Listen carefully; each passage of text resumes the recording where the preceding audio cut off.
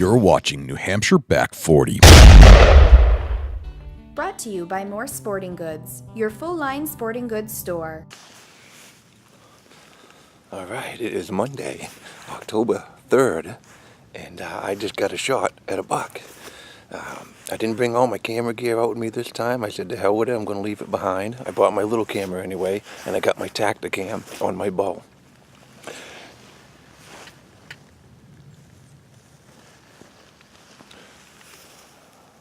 I tell you what, the woods are so quiet right now because everything's so wet.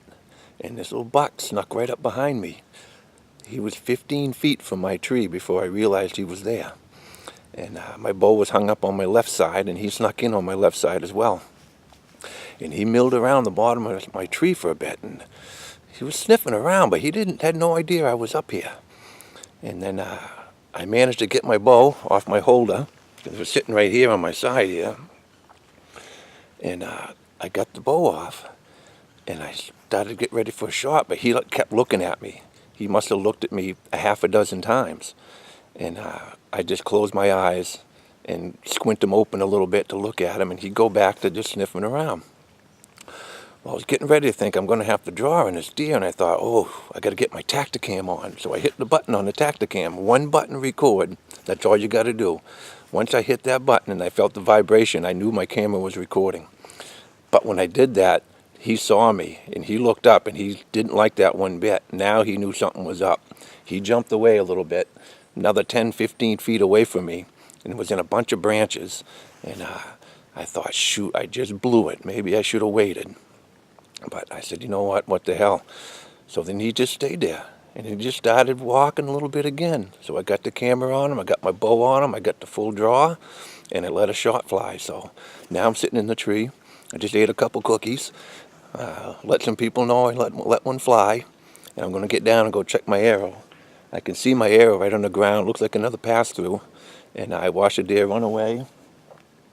There's a stone wall over my shoulder off to an old cut, and there's a little bit of a dip, in a stone wall, and he crossed over into there. So I'm going to give him a little bit of time, but I'm going to get down and check it out. I got 3 scrapes off to my right. I got another one out in front of me. And I noticed these about a week ago, and I was out here, and I went out and put a camera on one of them. So I was going to pull the camera today anyway, and I thought, I'm going to hunt out here for the morning, maybe till noontime or something. And it's just after 9 o'clock in the morning, everybody. And he was on his feet, moving this way towards the top of this draw. So, all right, I'm going to get down, check the arrow. Stay with me.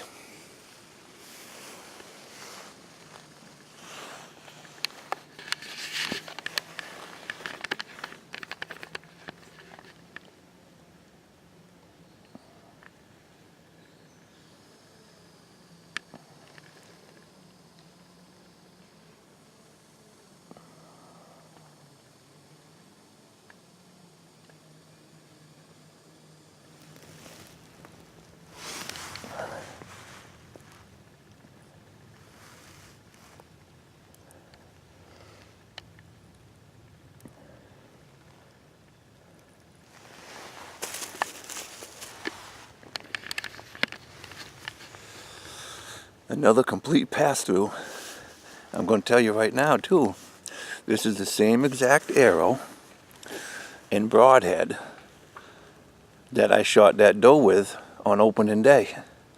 The same exact arrow in broadhead, everybody. And I'm going to have to put some more dots on it. I'm telling you what. These Montec G5s, I'm going to say it again. If you want a darn good broadhead, and one that flies really true, and one that kills deer over and over and over, get the Montec G5s. Now, they're not paying me any money. I might have to send them something in the mail to say, give me some free broadheads or something. But I don't need them. I've had 3 for years. I keep killing deer with the same one. They don't get ruined. I just got another complete pass-through. All I did was sharpen that darn thing up and send it on its way to another deer. So I'm getting ready to go over into that cut. This buck jumped the stone wall, so I'm going to get over there. I don't think he's going to live long. I got a feeling he's dead already. But we're going to go have a look and see what we got. New Hampshire Back 40. That's one black bear, a doe, and a buck now. Looks like I'm going to Unit M, everybody.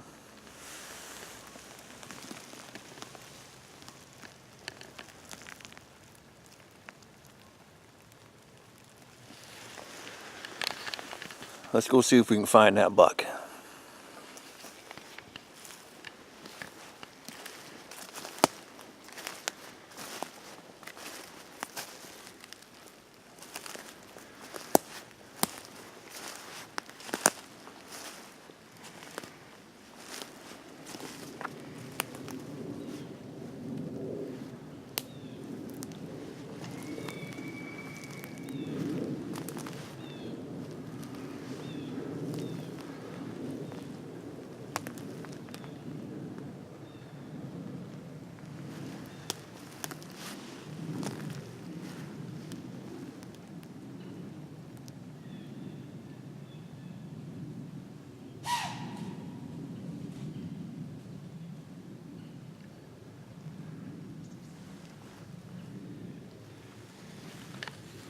Well, there goes the doe.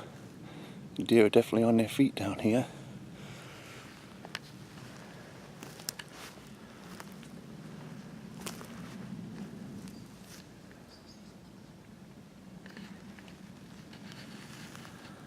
This is where I saw that buck last, crossing right here.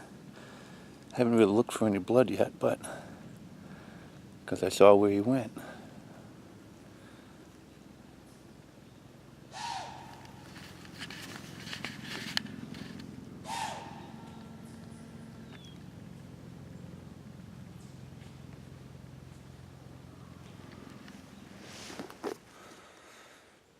Well, I'm pulling out of the woods right now without the buck.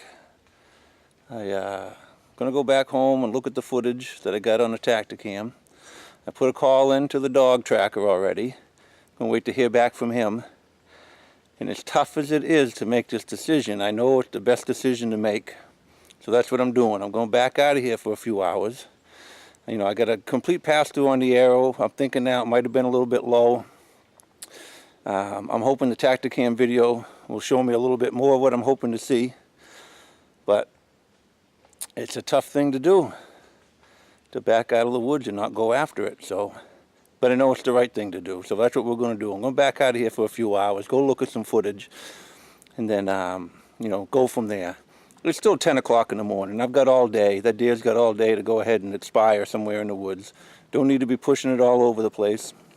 I'm hoping it's right down there at the bottom of that cut, and if I can't find it, I hope the dog can find it. So we'll see what happens in a little while.